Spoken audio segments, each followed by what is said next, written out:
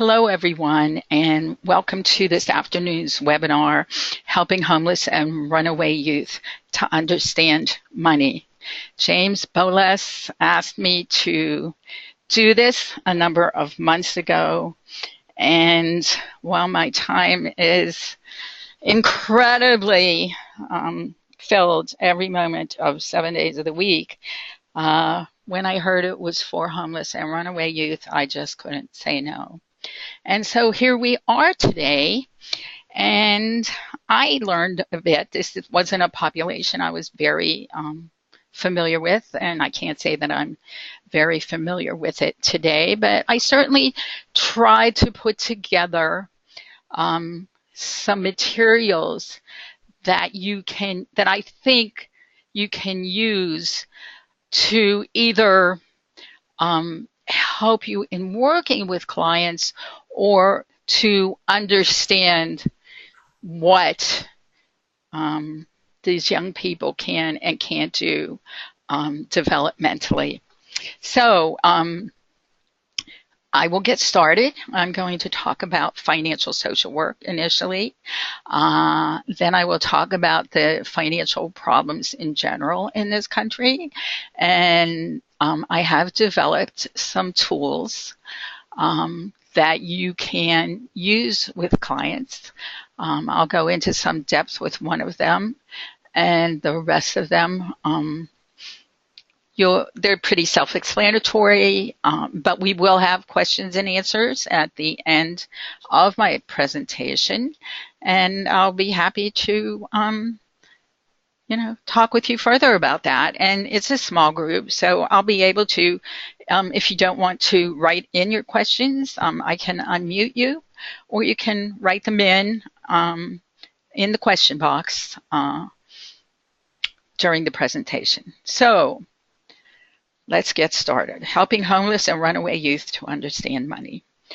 We're going to skip that one. So, why do I do this, and why did I create financial literacy or financial social work? It is because I believe so strongly that financial illiteracy is at the heart of all social and economic injustice.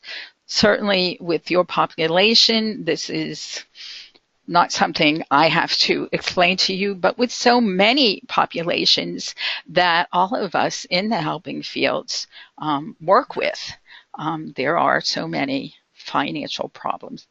So just a moment on financial social work. The Erie United Way recently completed a 3-year multiple agency research project, and we have a white paper that we should be launching in the next few weeks. Our curriculum is taught at the University of Kentucky as an online elective, and financial social work is in the Oxford Press online social work encyclopedia. So when we talk about money, what are we really talking about? Anybody want to venture a guess? You can put your answer in the question box. James, you're unmuted. I could unmute everyone. If anybody wants to raise your hand, you can see there's a little hand. And no takers, huh? Okay, I do like it to be interactive, but with such a small group, I didn't feel we should do too many polls. Or any polls, actually. So when we talk about money, we are talking about power. Those who have the money have the power. Just based on what James said before about the low funding for homeless and runaway youth, we begin to connect to that. But financial social work, and really all social work, is about empowering people to begin the journey to sustainable long-term financial behavioral change. And as I was developing, this session, I was very aware of the fact that what I'm talking to about with financial social work is more designed for those of you attending the webinar, as is our certification, because our certification makes sure that our students are in a position to improve their own financial futures so that they're healthy role models for their clients and that they feel more hopeful and positive about their own financial futures. So this is the behavioral model which engages clients on the journey to sustainable long-term financial behavioral change. So this is what it looks like. These components, and first we have to engage our clients, and that obviously is going to be very challenging for those of you working with homeless and runaway youth, which is why I've prepared the tools that I want to share with you later on. But in this country, in this culture, it's very difficult to engage men and women in more positive and healthy financial behavior. And so I've been doing this over 18 years, and I know that what people need to create sustainable behavioral change is an ongoing process, which I know you can't do, but which I want you to understand perhaps some of the reasons that you may be frustrated in the work you want to help these young people to do. So financial social work is an ongoing model of engagement, education, motivation, validation, and support. And we offer many, many free services to our community. We do have the certification. We do have client programs in that, but we do have a community of free webinars and all kinds of ebooks. So if you go to Financial Social Work, you can download a lot of free materials and access our past free webinars. So that's something that could be helpful to you too. So the model is very experiential. It's very introspective, interactive, strengths-based. It works with individuals and with groups, and it's heavily psychosocial. And it's very ongoing because that's what people need to change behavior. And so it took me a very long time to come up with this very simple formula or graphic, but it's really the essence of not only financial behavioral change, but certainly of financial social work, which looks like the fact that it's our relationship with money, how we feel, think, our attitudes about money, very foundational to our financial behavior. It's our financial behavior, how we earn, spend, save, and share, that ultimately determines our financial circumstances. So you can see my little turning arrow because that is very much where the magic happens.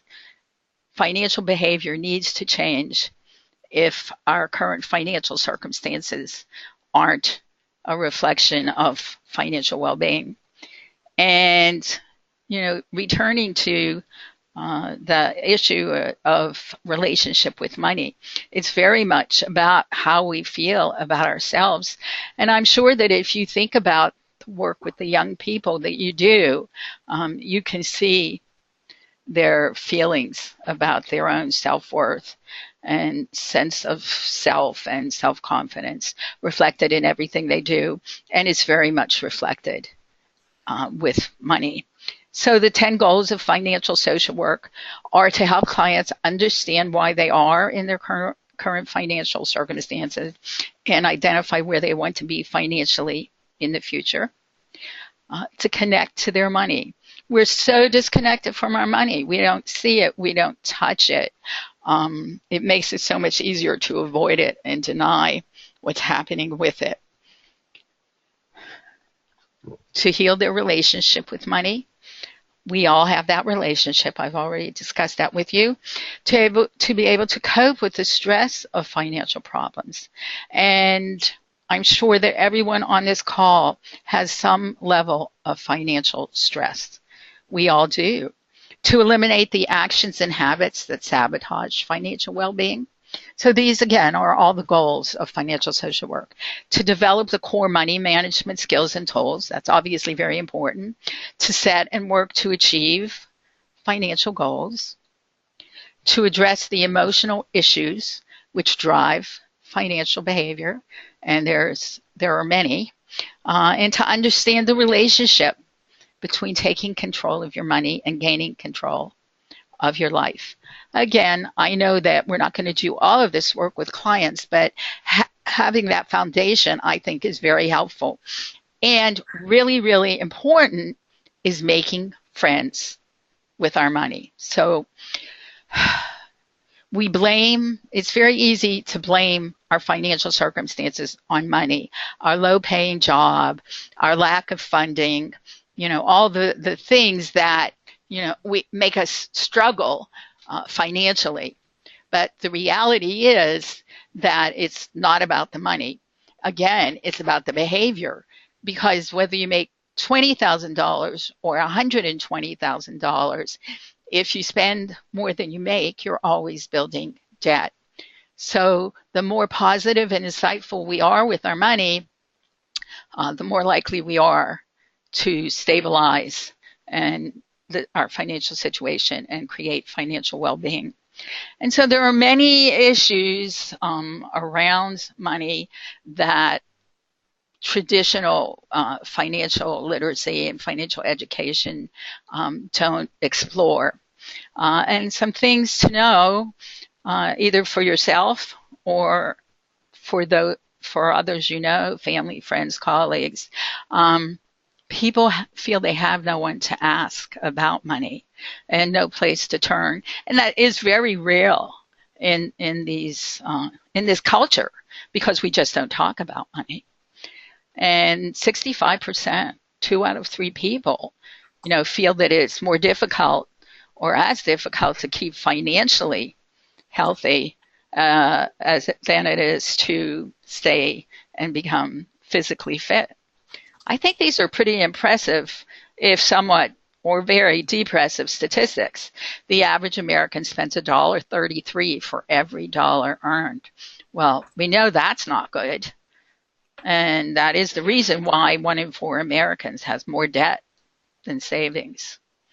But some of the other issues that traditional financial education don't address, and which obviously your population experiences or their families have experienced, would look, like some of these bullet points. If you ever have the chance to talk anyone out of predatory lending, payday lending, be sure and do that, because that's a nightmare. And all of these pieces of the puzzle are so very, problematic. I have the sharing economy. We have a fabulous free webinar next week on the sharing access economy with a panel who will do just a really exciting job. We did a rehearsal the other day. 2 of the speakers are from this country and 1 is from, I think, Norway, I forget. And it's a great way for people to earn money or help other people earn money. So I thought I would point that out. And so while these may not specifically apply to your homeless and runaway youth, these are really important issues for everyone to be more knowledgeable about. And so financial social work incorporates transformative learning and the trans-theoretical model of behavioral change in order to create and revise the understanding around money. And this is what it looks like. And this, by using these, it contributes to both personal and financial growth, as well as intellectual growth. And we could go into the stages of change, but I'm sure you're anxious to see what I have specifically for your population. So I thought in moving in a direction of your own needs with your populations that I would ask you what factors you think or no influence a person's relationship and behavior with money. So you can either write it in the question box, which then would be an answer box in the up-hand right-hand corner of your screen, or you can raise your hand and I can call on you. James, do you have anything you want to contribute here or no? Yeah, I just started typing in. I think there's a lot of things that influence a young person's relationship and their behavior with money. I think the inconsistency and the reality of not always knowing where it's going to come from. I think there's also an ego issue of having to ask people constantly for help or borrowing from family members or parents borrowing from young people who happen to be working, and then also the safety around how the money is acquired, whether there's a level of labor trafficking or exploitation or commercial sexual exploitation or sex work or and a lot of young people in hardcore urban areas, and not necessarily just hardcore urban areas. I think we're also looking at a lot of like spanging, a lot of young people on the corner asking for money, spare changing, and getting spare change, and what happens with the money then after that, and then keeping the money and the safety of being homeless and living on the street, and where do you put your money, and you don't really have a bank account, or some don't necessarily have a bank account, so how do you keep your money, and and is it better to just spend it before someone either steals it or you lose it? Every time I hear you speak about the challenges of this group, I can't help it. I get really moved. I'm sorry. You get me talking and I can't shut up. I'm sorry. No, I'm glad you're here. We do have some other people sharing, and I love that. So factors influencing a person's relationship behavior with money: having previously been exploited, e.g. human trafficking survivors, labor trafficking and paid sex trafficking, pimps take every dollar earned, suffered from addictions, spending all money for a fix, role modeling youth experienced regarding earning money or spending money, the youth's lack of experience and skills. Thank you all for sharing that. So I'm going to share with you my list, which, if you look underneath it, touches upon some of those points. But I would love at the end to maybe unmute everyone. We have 17 people with us, which is great. Or at least if you'd raise your hand and we can have a conversation, because yes, I have tools and I hope that you'll use those tools, and I think that you can. But there's obviously a need for much, much more. And it would be great if we could just all dialogue about that. Okay, so yes, in a manner of speaking, you touched upon that.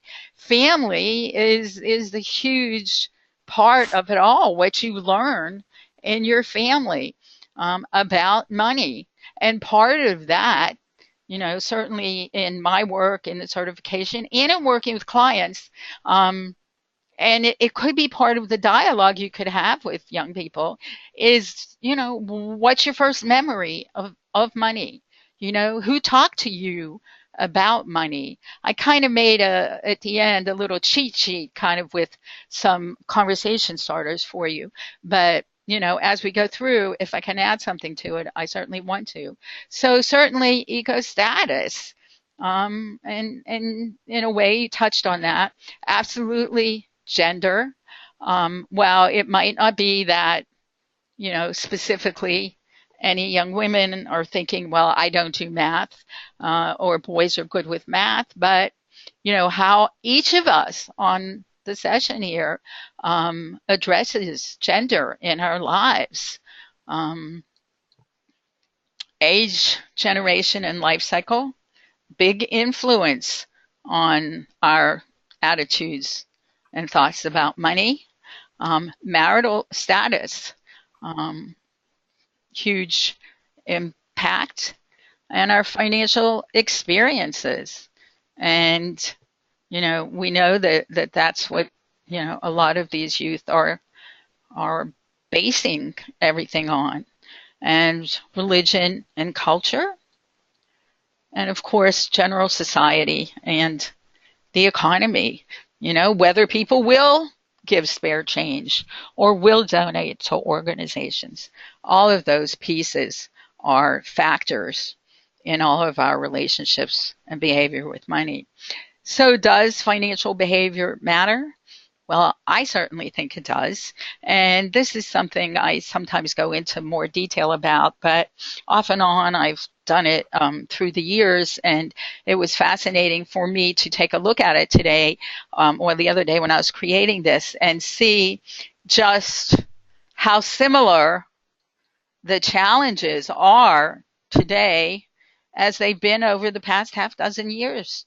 Of course, I've been doing this for almost 20 years, but these issues matter, and I point this out so that those of you who are joining here understand some of the additional issues that influence your own lives, as well as the lives of the young people who are your clients.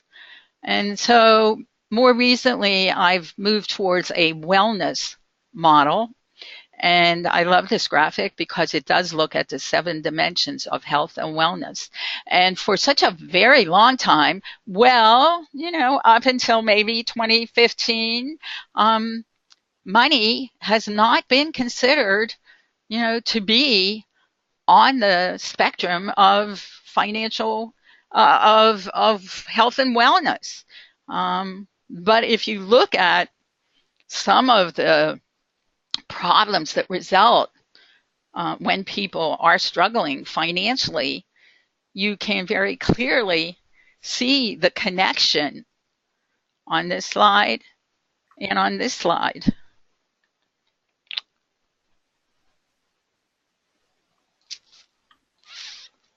So taking greater responsibility for your financial future requires more than just learning new financial skills. It is a process, and it's a very personal, individual, and emotional choice.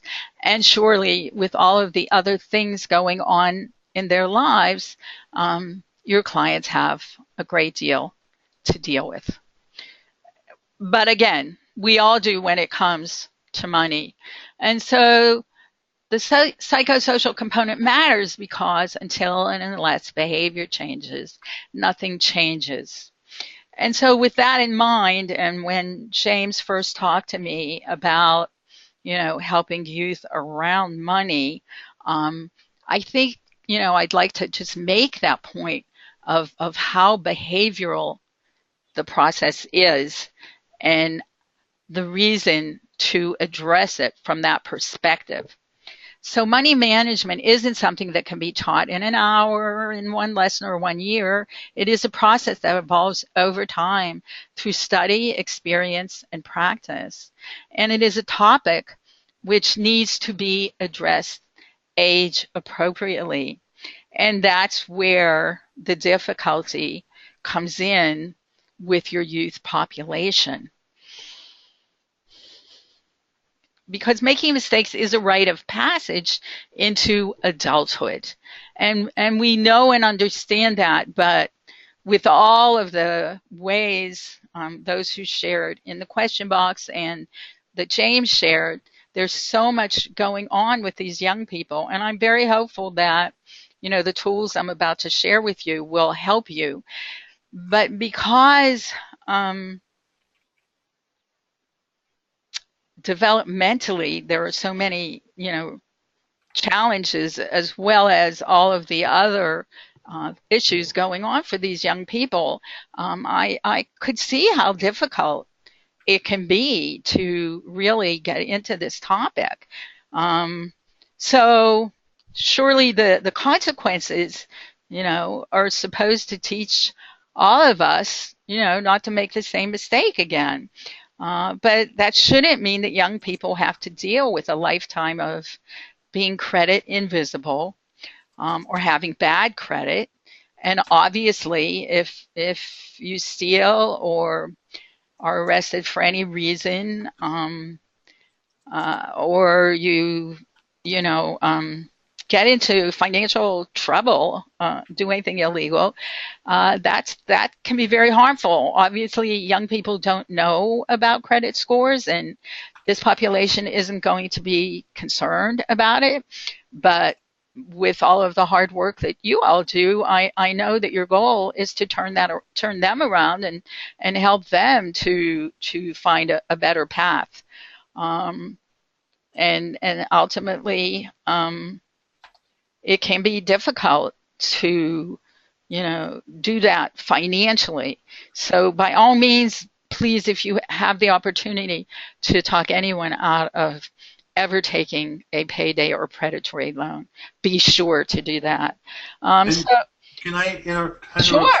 And I think that's something that a lot of people, like particularly young people in crisis, tend to sort of land on, because with adolescent development, there's this developmental idea of looking for immediacy, right, and not always seeing the how something can impact down the line, and a young person can really start to sort of feel, I need this money now.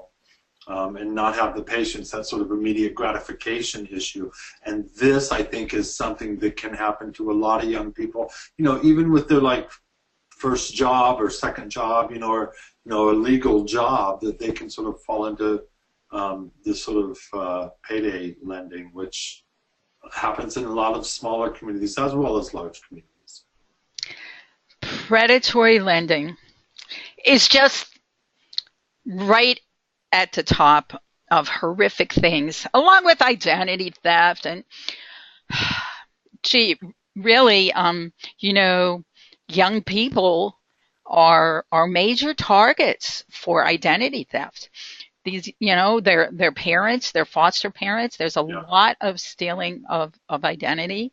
But predatory lending is just a direct route to, oh my gosh, I'm trying to think of an appropriate way to say it. It's just so terrible. For those of you who aren't familiar with the Consumer Financial Protection Bureau, you should check it out. I think they are the best thing that ever happened to consumers in this country, even though they're trying to get rid of it. They are trying to address consumer predatory lending. Anybody know what the interest rates on predatory loans are? Anybody want to venture a guess? I would guess 25%. Higher. Really? Oh, much higher. Take it more than times 10. The statistics show that a predatory loan averages between, drumroll please, 390% to 900%. Oh my God. The worst part of that is that when you take that loan, and I could go into details, and if you like at the end, I can do more on predatory lending, because I think it's just the worst thing ever. They have access They get access to, we did a free webinar that is on our YouTube page. It's a couple of years old. And while she was one of our best speakers ever, it was one of the most depressing webinars ever. It, they just reel you in and you cannot escape. You can't get out of it. They have access to your checking accounts and they can go in and access it. And there's actually a predatory lending association. And I was sitting alone in my office several years ago when I came across them. And I think I was sitting with my mouth hanging open. I'd never seen anything so terrible in my life. They give the exact words to use and to say to get people to do this. And they have one approach for the working poor and another approach for seniors, because seniors, needs around medication and housing and stuff are different than the working poor. It's all right. You know how I feel about that. Okay, so certainly we don't want our youth, any youth, or ourselves to be, faced with a lifetime of these kinds of financial problems. But I thought you should know that the reality is that in the U.S., we don't really teach this in our schools either. I believe there are 17 states that do include it in the curriculum and maybe 14 who test on it. But I thought you should know that these kids in school, these teenagers, 15-year-olds in 18 countries, the U.S. placed in the middle. We did not. Our youth, and forget it, our adults, we're not good at this either. Well, I'd like to think I am, but so I thought this might help make it, help you understand that it isn't just our runaway and homeless youth. Although that's who we're focused on today. This is a really interesting statistic, and then I think I get into some tools for you. But about 15% of all U.S. 15-year-olds said they had a bank account, and those youth were found to perform better on that, on the exam. But it did level off if you want to read the rest of that last bullet. But here's something. There is a statistic that children who have a bank account, regardless of how much money is in that bank account, what would you guess the statistic would be of the number of those children to attend college as opposed to children who have no bank account? Anybody want to type it in? James, what would you guess? Okay, I'm not going to put you on the spot. I thought it was a really interesting statistic. Those children are 7 times more likely, regardless of how much money is or isn't in that savings account. And I've read that numerous times, so that seems to hold true for whatever it's worth. But there is a lot of talk, and there are cities and states that are looking at having child savings accounts, CSAs. And when children are born, there's money put into that account. I think it was Vermont. I used this in a recent speaking engagement. I think it was Vermont where they had that, and that was open to low wealth clients, but the clients didn't access it. And so they just recently changed it so that it's automatically opened in the child's name to see if that's more helpful. So I don't usually do, 5 steps, 6 steps, anything like that. But I thought that in this instance it might be helpful. I think what you're really looking to do um, is to help young people be more aware of their money, about what it can and can't do, how they use it, what it means to them. Um, now, the handouts that I have, if you want to email me for them, people, um, I have a money mission statement, which is a great tool to help connect yourself and everyone else to your money, and I'll show you that. Um, I'm going to go further into detail on the money story. I was looking for ways that you could just dialogue with young people, assuming that you have limited time and access with the population. I want to ask you if that's right, James, but if you're going to say no, I won't ask you. And to know the difference between needs and wants, and very, very, very, very importantly, to understand that there's always hope. There's always hope for things to get better and for finances to improve. And so when it comes to needs and wants, I thought this was a graphic to demonstrate, that, in those teens and early 20s, in a traditional, life journey, it's really not all that much about dealing and coping with money. I like this graphic. I've never used it before, but again, trying to show you that, it isn't just these young people that are struggling. So I have these 3 different tools for you that I hope will help you start the discussion about money with these young people. But first, I just wanted to show you that regardless of how much or how little money you have, all of us every day have several choices to make with our money. And given the opportunity, I would ask for participation, but I'm just going to go ahead. And those choices are to earn some, to spend some, to save and invest some, or to share it with other people. And that's it. That's the reality of what we do with money.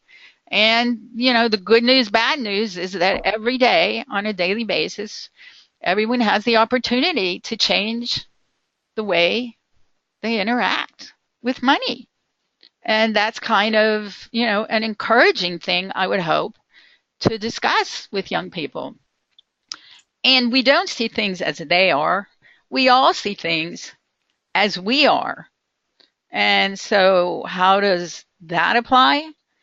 Well, we all, look at money and our financial circumstances through a specific money lens. And that's very much colors our relationship with money. And that's as true for your clients as it is for each of us. And so on the final handout that I have for you, I did include this money lens piece as, again, another way about dialoguing with clients about money. And so I'm going to go do probably 7 or 8 slides on the money story, because I think the money story is just a really non-threatening way of approaching, this topic. And don't forget, again, we don't talk about money in this culture. And so with any population, making it feel safe and non-threatening is really important, because, talking about money, people often feel very judged. So I'm going to talk about the money story and hope that you see lots of ways to use it with your clients. And that's one of the handouts. And then you'll see the money mission is the other. And then this dialogue topic sheet that I made for you. So everyone has a money story. What is yours? Stop and think about it. Those of you on the call, think about your money story. You know, how connected are you to your money story? When did your money story begin? I've done groups around and used this money story, and the connections and the things that people remember. Oh wow, really, really powerful connections have been made through the money story. So, where and how do you begin to tell your story? And why does it matter? Well, your money story allows you to connect to the financial component of your life. It very much facilitates accountability and provides insight and understanding about your money story. Again, we all have a money story, and very often, having learned it, from early role models and, followed the path. A lot of times when you really reflect on it, it's not serving you well. And so I mentioned early on, one of the goals of financial social work is to help our clients connect to why they are where they are, and then identify where they want to be in the future. Obviously, that's not a process that happens overnight, but this money story can really, be very enlightening. So if you look at your financial circumstances today, you get a sense of your money story. It's how you've earned, spent, saved, or shared that your current financial circumstances reflect.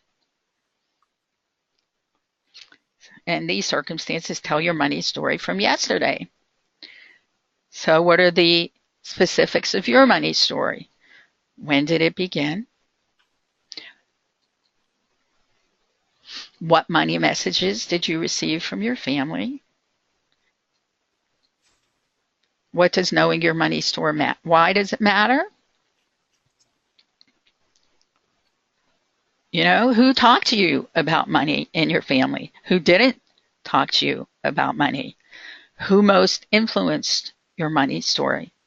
It's really important to understand those pieces in order to, create a better money story in the future. So it's about writing your money story honestly, and then that's your past money story, and writing your future money story thoughtfully. The contents of your money story is yours to create. Telling your money story, it can reduce stress. It can validate your story and you, and provide healing. Those are really important pieces. And move you from resistance to acceptance, from seeing money as the enemy to seeing money as a positive, making friends with your money. And the words you choose for your story will determine your financial future, and it's important to choose those words wisely, thoughtfully, and carefully. So 5 steps to writing a better money story. So it would be great if any of you wanted to type in the title of your past money story. And this is a really hopeful and positive exercise to do with young people. Again, kind of nurturing, very non-threatening, but I've just seen these great experiences where people will write really terrible or share, titles very negative things about their past money story because they have financial problems. But as soon as they start writing a title for their new money story, it's very encouraging and positive and eye-opening. Okay, somebody wrote something. Anybody? Nobody wants to share some titles. I'd love to get copies of the handouts. Okay, well, I'm going to give you my email and you can email me that. Nobody wants to give me a past money story title or a future money story title. I hope you can at least see the value in doing this with clients because I think it's a great tool. And the money mission statement. So creating a money mission statement, you can do it quickly. Obviously, it's better if you spend more time on it, but it can always be revised. But it helps you to align your spending with your hopes and dreams and wishes. And so once it's really integrated into your thinking, that means that every time you go to spend money, you're asking yourself things like, does this, support my money mission statement? Is this going to move me to a better place in the future? And it also helps to differentiate between needs and wants, which is a very important part of this also. And then I created this other document. So there's 3 handouts. So we look at the money lens so that you would have that. And then I talk about, what is money? Whoops. Okay. It isn't good or bad. It isn't the root of all evil. It doesn't grow in trees and it can't buy happiness. It's something that we use to get the things we need and want, to keep it simple, to really consider what does money mean to you. Yes, James, did you want to say something? No? Okay. And the other part of that document is to really look at what money represents to you and think about, how you spend your money. So certainly these sentences here provide, conversation starters to really see what your clients are thinking about money. And Rita, that's, if I can interrupt. Sure. That's what I think is like a really core thing is conversation starters and having conversations about their relationship to money or how they spend their money or, just talking about money as opposed to just this one way directed, I'm, this hierarchical thing of like, I'm your social worker, I'm your counselor, and I'm saying that you need to do this, you need to do that, but allowing them to express what their feelings and their experiences are around their money and have a conversation with it. I think that's actually a really wonderful thing is the conversation starter. Well, I spend a lot of time, trying to, develop something that a session that I thought would be helpful. And in sharing, that's the model that we use in financial social work. You can't tell people what to do. That throws up walls. People get defensive. Their eyes glaze over. But I think any of these tools that I'm sharing can be adapted in so many ways. Just a conversation about, well, what does money mean to you? What does it represent to you? Money is very, very personal. And, anyone, any client, not just young people, but especially, I guess, young people, they need to feel safe. They need to know that it's okay to really talk about money, that you're not going to judge them. And so the mission statement, it doesn't have to be called a mission statement. You know, you can dialogue about, well, what would you like your money to do for you, next week, next month, next year? All of these are just, I couldn't do the whole certification, online today. So, I thought about what can I give you? The money lens, how do you look at money? What do you think money is? Just help young people to understand that money isn't good or bad. It isn't the root of all evil. I mean, it's a form of exchange. I'm getting a little excited here because I worked really hard, and I hope that these are tools that everybody feels they can use. I think they are. James, I wanted to do right by you. You're So, doing right by me, Rita. so I'm going to finish on telling you about the certification. There are 5 workbooks, and they're really attractive. They're digital, they're colorful, and it is self-study and self-paced. Our students have 6 months to complete it. There's a final exam that our students have 2 weeks to complete. It includes 20 CEUs from the National Association of Social Workers. I also wanted to mention that we recently launched the Financial Therapy Network, and I think that could be of interest to those of you on the call because we've started with online financial support groups for women, and we hope eventually to have them for men. And everyone gets 1 free session. So if any of you on the call, I think we still have some openings on the 2 that are coming up the first week in June. And it's an amazing, amazing platform where not only can we do slides and poll, but we can have you speak and type in your thoughts and questions and answers in real time anonymously. It's a pretty amazing way to, much, much different than this webinar platform. And we're working on our Financial Therapist Network listings.